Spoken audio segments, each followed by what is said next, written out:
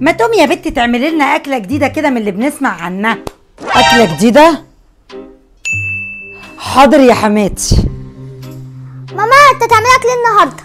هعمل جمبري يا فارس، لكن بطريقه ايه جديده نوفي. ده انا بحب الجمبري قوي يا ماما. خلاص روحي انت استناني جوه ربع ساعه بالظبط وهخلص الاكل. الجمبري ما بياخدش وقت.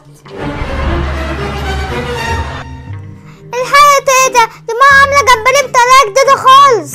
ايوه يا فارس، ما انا اللي قلت لها تعمل لنا اكله جديده من اللي بنشوفها على النت.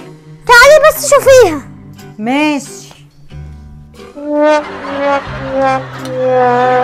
ودي بقى اسمها ايه؟ ده جمبري بالجوافه يا حماتي. دي احدى طريقه على النت. ايه ده؟ انت شلت الراوتر ليه؟ اللي زيك تقعد من غير نت احسن.